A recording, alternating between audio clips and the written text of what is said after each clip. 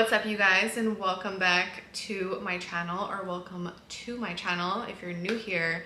My name is Angela and I have pretty much the worst luck in life. If you've never watched a video of mine before or didn't know who I was 2, 3, 4 years ago, I used to be extremely savage on this channel and expose people for filth and drag people through the mud, and it was something that I really excelled at. But I have since grown, and if you've been riding with me since the beginning, you know that my content has evolved and I've kind of steered away from that type of content and let people do the that they do and just carry on with my life. But every now and again, someone very special, or in this case an entire company, comes around and tests my patience and brings the old Angela back out to play, and this is one of those instances. If you follow me on Instagram, almost 2 weeks ago I did something that I never do, and that is cry on my stories. And I did the ugly cry because I had no idea what else to do in that moment because my movers stole from me. So we're gonna go back to the beginning, or whatever Hillary Duff said, and I'm going to tell you the story start to finish and an update on what has happened since I posted that story. To kind of paint a picture for you, I had been very stressed out with moving for months. I initially wasn't supposed to stay here. I was supposed to move to Miami, but that fell through. And fortunately, my building had this beautiful apartment open, and I decided to grab it and stay not only in Jersey, but literally in my same building. This alleviated a lot of stress for me because not only was I no longer moving out of state, I wasn't even moving to a different city. I wasn't even moving within my city. I was simply transferring units in my building. So I was like, what's the worst that could happen? Murphy's Law. So October was a very chaotic month for me. I went from moving to Miami to deciding to stay here. I also went to Puerto Rico for a week with my ex. I will link that video somewhere up here and down in the description box if you missed it. But the week I got home from Puerto Rico, I immediately jumped into moving mode and started calling different moving companies that were recommended to me from my building. Now, I had reached out to management to ask them for recommendations for movers that have been used here in the past, movers that they have had success with as far as like getting paperwork and not destroying property. I really wanted to make this move as seamless as possible, and they were kind enough to give me a pretty comprehensive list of moving companies, but they also told me to do my own research about each one, which is exactly what I did and how I came to find U.S. Express Moving Systems of 65 Railroad Ave in Ridgefield, New Jersey. I'm not trying to have them confused with any other moving companies that are solid and trustworthy. I'm talking about these people here. So I called them on, let me get my phone so I can give you guys exact dates. Please hold. Never mind, my laptop is right here, so let me just check on these dates. So I called them on Friday, October 22nd to book my move for October 30th. I spoke to a man named Michael on the phone who was very helpful in booking my move, and he quoted me for a price of $946 for the minimum 3-hour move with 3 men, no truck needed, because this was simply a transfer. I did not rent boxes or anything like that. They were strictly to move the furniture only, and that's very important to note moving forward. I did not rent boxes. I did not rent anything, because if I did, they would be written over here on the receipt that I did, but I did not. Anyway, and I was required to pay a deposit of $150 immediately. So that's what I did. I paid it on Friday, and I explained to him that I needed a certificate of liability insurance for my building. I live in a luxury building, and to protect themselves as well as me and my property, they require a certain form filled out a certain way. I explained that to Michael, and I sent him a sample of the COI that was provided to me from my building, and it took almost a full week. It wasn't until the following Thursday, 2 days before my move, that the form was actually filled out the correct way and my building accepted it. So I had gone back and forth so many times. I came so close to canceling this move altogether and fighting them for my deposit, because technically they could not even enter my building without having these proper insurance forms filled out and submitted to my management. So we were already off to a rocky start. Michael was also dodging my calls during the week. Every time I tried to reach out to him about the form, it was getting really frustrated and I really didn't even want to use them anymore. However, I didn't want to just throw $150 out the window. So I just decided to try to get this form from them, and I did less than 48 hours before my move. I thought that the worst was over, the paperwork was in, my move was set, and I would just be good to go and have an effortless move, but clearly that is not what happened. The morning of October 30th, aka Doomsday, my mover showed up at 8 a.m. sharp. I was very impressed by this because I was given a window of 8 to 9:30, and they were actually there even earlier than that because I had seen them roaming my halls between like 7 and 7:30. And I didn't know it was them until they knocked at my door at 8. 3 men showed up. The main guy that everyone refers to at US Express Moving Systems, his name is Carlos/Cooper. He said we can call him whatever we want. If Cooper is easier to call him Cooper, he preferred Cooper, so I called him Cooper. Queenie, I'm doing a video. You want to come sit on my lap? We're talking about how those evil men stole from me. Come here, babe. So they show up at 8 o'clock. I walk them to my other unit, explain where I want all of my pieces. Cooper was the only man out of the 3 that spoke English, so I communicated with him, obviously, the most. And I explained where I wanted all of my furniture moved to, like what rooms I wanted. So I explained that I wanted my desk in my office, my bed a certain way in the room, living room furniture, how I wanted it set up. And then him and the other 2 men began to wrap up my stuff and move everything to the unit. So during this time, I was back and forth between both units. Most of the time I stayed in my old unit packing up my kitchen because me and my mom still had a long ways to go in the kitchen because that was the last room we had to pack up. Also, as a reminder, they were only to move furniture because my building had given me my keys a week early, which I was so excited and so happy about because essentially I could pack and unpack at the same time. I could literally just pack up my stuff in my old apartment, walk it to my new apartment, unpack the box, bring the box back up, and I would have a week to do so. Fortunately, during that week I was sick, so I was a little behind, which is why me and my mom were still in the kitchen the morning of, packing up last minute items and cleaning up the space. But by the time the movers had got there that morning, all of my camera equipment, my lighting, my clothes, my shoes, my bags, pretty much everything that wasn't in my kitchen was already moved into my apartment, so they did not need to move any of that stuff, which is why I did not need to rent boxes. And it also worked out that me and my mom stayed in the kitchen because we wanted to stay out of their way and away from the door. So if we were like finishing up stuff in the kitchen, we wouldn't be bothering them or they wouldn't be stepping on us and vice versa. So we just wanted to kind of like stay out of the way. I was really, really impressed with how fast the men were moving. When I tell you it looked like they were on fast forward, the way they were wrapping up all of my furniture, carrying it out like it weighed nothing, like they were really, really fast. And before I knew it, they were done. So I had paid for a 3-hour time slot and they were done within an hour and a half. So they arrived at 8 and they were done at 9:30, completely gone by 10. Now, as the other 2 movers were finishing up, Cooper asked me for my credit card to pay the remainder of my balance of the move, and I handed it to him, didn't think anything of it. He charged my card with Michael on the phone, and then they were done. I tipped them each $40 and they were on their way.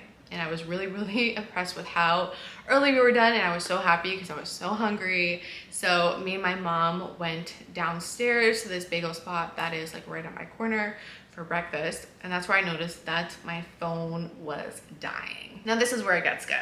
Now all of my chargers and all of my equipment, all of my phone stuff, anything electronic had been packed up during the week, but I had one charger left in my old unit that had been plugged in behind my bed. And the reason why that was the last charger to go was because it was literally behind my what is it called? Headboard. It was behind my headboard. So in order to remove the charger, I would have to move the entire bed. So I figured why not just wait until the movers are done and then I would go grab my charger. I also knew that the night before I had plugged in my AirPods to that charger because my mom was playing some chamber music that I literally brings the demons out of me.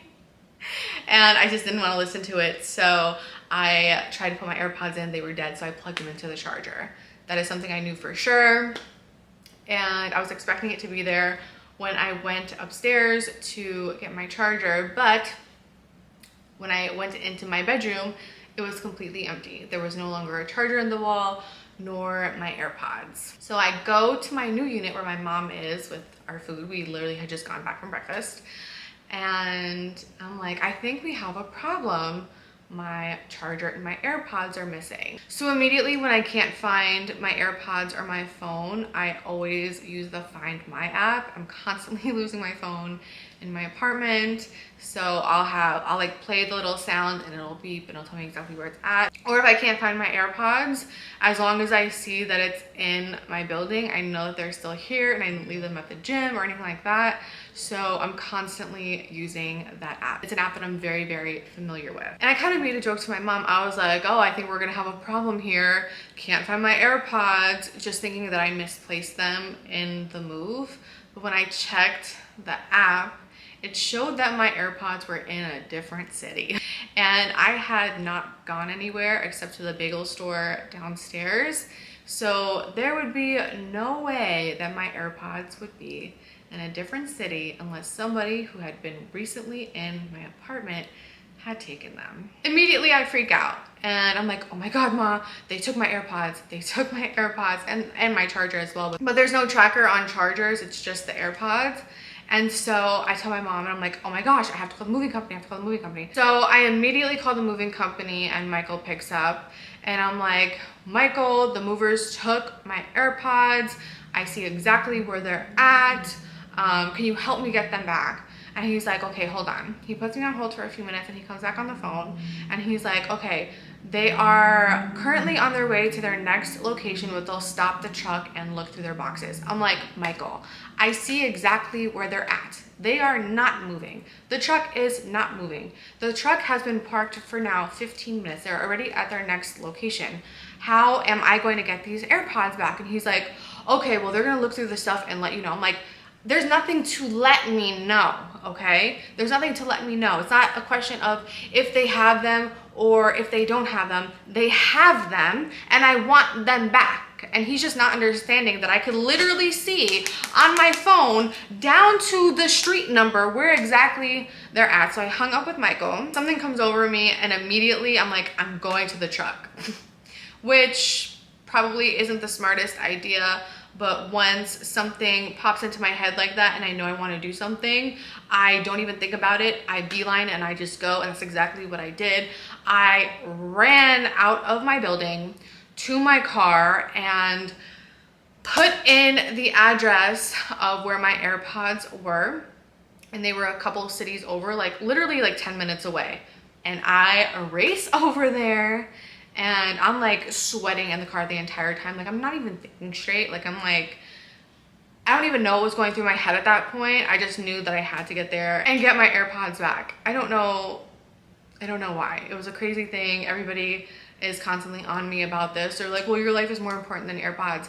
Yes, I agree, but I feel like I could have finessed the situation, and that's exactly what I did. So when I got to the address, I literally saw the moving truck where they were located. It brought me straight to the truck. The truck, the new building they're at. Brought me right to the truck. And I waited outside of the truck. I did film a little bit. Unfortunately, I didn't get their faces, but I did want to film the entire exchange in case anything did happen to me. One thing I do want to note here is that the truck was parked on a busy street. If the truck was in some back alleyway where I did not feel safe, I would not have done this. So I'm not that crazy. Like literally, there were so many witnesses.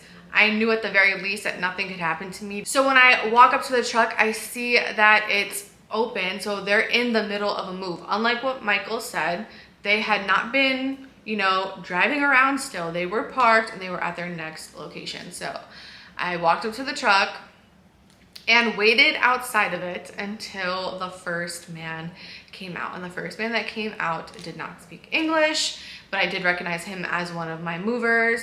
And I said, hey, do you have my headphones? I called them headphones so he could understand, like, hey, do you have my headphones? And he's like, he signaled that another guy was coming out because he couldn't understand me. The next guy to come out was Cooper.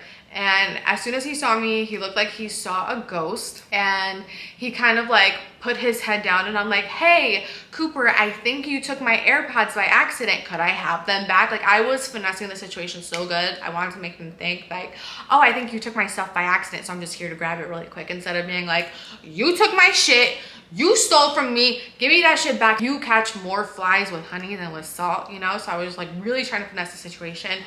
And it worked. Even though his head was down and he was pretending like he didn't see me, he walked up to the front of the truck to the driver's side and pulled the AirPods out of the glove compartment. One thing I forgot to mention is when I was on the phone with Michael, he said that they might have gotten lost in a box. And I'm like, why would they be in a box? I didn't rent boxes. None of my stuff should have been on the truck. I wasn't moving from apartment to a different apartment. I was moving within my own building. None of my belongings should have touched the truck. And I didn't rent boxes. So again, nothing should have touched the truck. So Michael had told me that the AirPods were most likely in a box.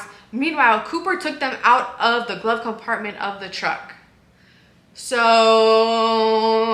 make that make sense. And if they found my AirPods, why wouldn't I get a call saying that they were found, you know? So lots of weird stuff going on. So he goes up to the truck, pulls the AirPods out of the glove compartment. I was like, okay, where's the charger? He's like, I don't have the charger. I don't have the charger. I don't have the charger. Like, being very dismissive about it. I obviously don't have a tracker on the charger, but the AirPods were connected to the charger. So it's like, I'm like, whatever. Like, they're probably using the charger inside to charge their phones and they don't want to give it back.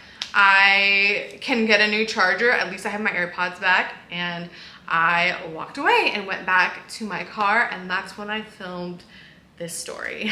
I literally never do this, like sit on the internet and cry, but my movie company stole from me and I don't even know what else they stole. Like, I had my charger and my AirPods plugged into an outlet in my room, and when I went to go get it after they were done, they were completely gone. And fortunate enough, like, I have the Find My app, so I was able to track them, and I literally drove to their truck.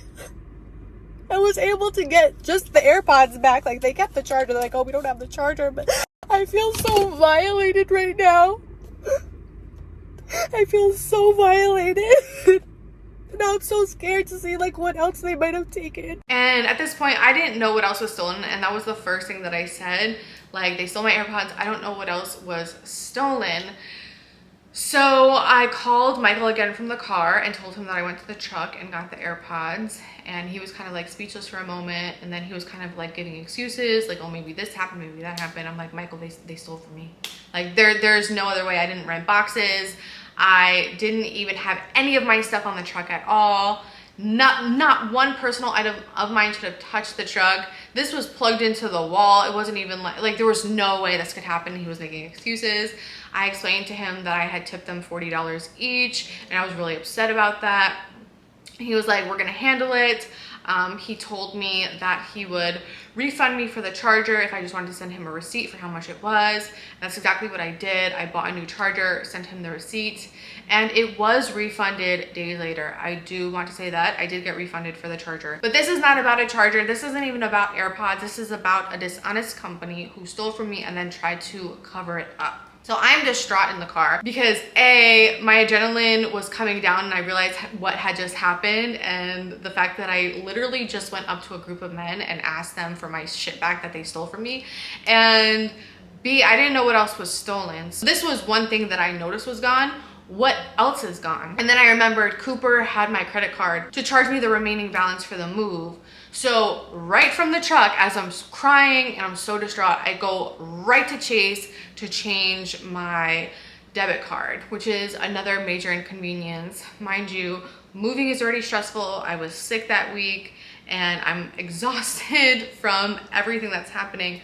Now I gotta go change my debit card just to protect myself in case he took a photo of it. I had no idea at this point. I had no idea which of the men took my AirPods from me. I know that Cooper had grabbed it from the glove compartment, but that's all I know. And he also had access to my debit card while we were still doing the move. So I thought just to protect myself, I would get a new debit card. So I went straight to Chase. Unfortunately with Chase, I don't know if it's like this with all banks, it takes like 5 days to get a new card. So I was without a card for quite some time, but I told the teller the story and she advised me to go to the police just to file a police report just in case anything was missing. So that was my next stop. I went back home to pick up my mom, and then we proceeded to go to the Cliffside Park Police Department and file a police report. Now the police report wasn't for the charger, wasn't for the AirPods, it was just in case anything else was missing. I didn't want to realize a week later that something expensive was gone and now it's kind of like too late to prove it was them. You know, I wanted to really cover my bases straight from the jump and go to the police. And when I went to the police department, the first cop that I spoke to was extremely dismissive of the situation, was not even looking to, you know, file a report, but then his sergeant kind of like pushed him to the side, and then I was able to file the report with him. He was really, really kind. He kind of yelled at me for a minute, made me cry. When he was like, "What are you doing going to the truck? You should have called us." But honestly, if I called the cops, I would be waiting around for them all day. My AirPods would be long gone. I would have never gotten them back if I called the cops.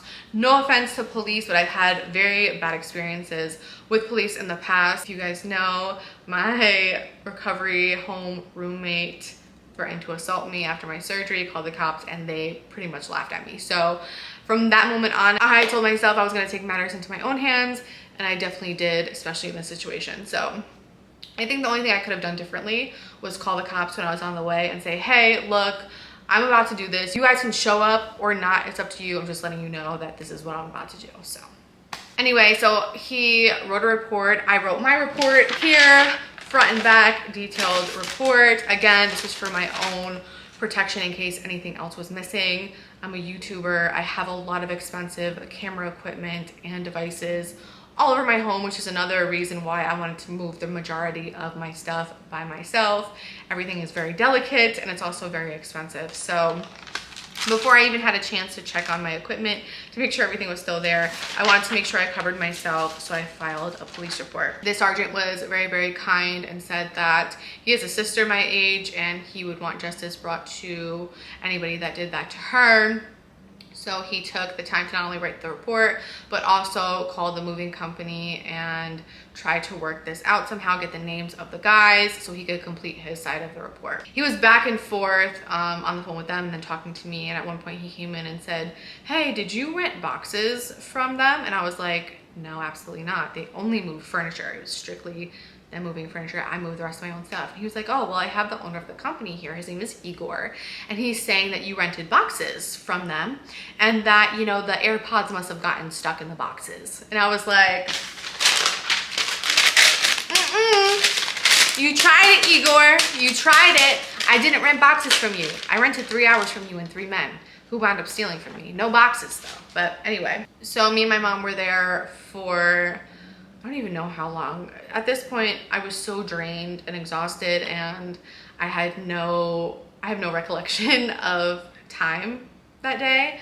So I finished my report, got a copy of it. He told me that he would finish his report and then call me during the week. Unfortunately, I haven't heard from him, but also I didn't have anything else that was missing. So spoiler alert, nothing else was stolen. It just seems like the guys saw an opportunity to take something that they thought I forgot about. They thought I couldn't track. They took it and it blew up in their faces. And that was just the end of that. Like I said, I did get my charger refunded, but again, this is more than a charger. It's more than AirPods.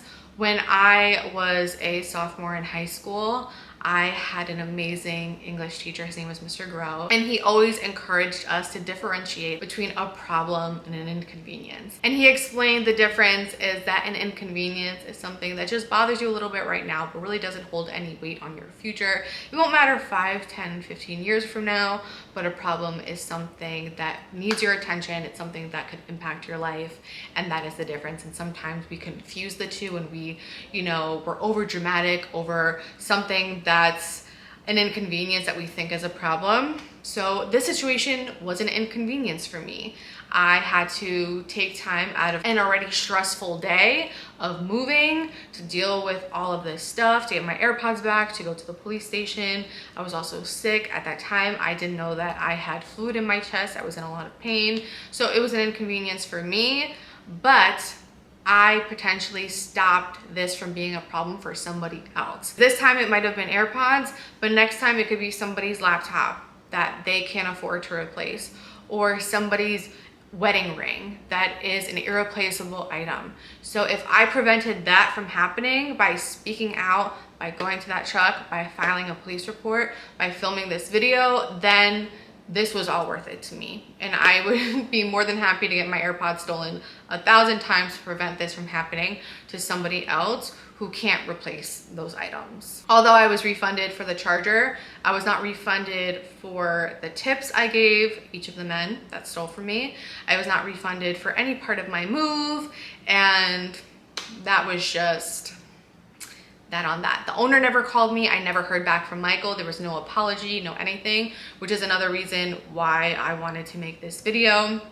If I had heard from the owner, if I had heard from Michael, if I was given any type of refund or compensation for what had happened beyond the charger, I probably wouldn't be sitting here right now. But I don't like how they handled the situation. Even though Michael or the owner didn't steal from me directly, I don't think they handled anything the way they should have, and that's why I'm exposing them today. So please, if you live in New Jersey, please never use US Express moving systems. Save yourself. And even if you don't live in New Jersey, you could live in California. Please learn from my mistakes, even though this was kind of a hard mistake to avoid, because at the end of the day, how do you hide your personal valuable items from people who are supposed to be helping you move these personal valuable items, But always be aware of everybody that you have in your home, and just because people might seem nice doesn't mean that they don't have bad intentions. So just please, please, please be careful if you're moving. Good luck. I will pray for you. But that is all I have for you guys for today. And I will definitely be including all of their information down below. Do with it as you please. Yeah, but that is all I have for you guys for this video. Thank you so much for your love and support, by the way, and everybody that reached out to make sure that I was okay mentally after that happened. I appreciate you guys so much. I love you. So I will see you in the next one.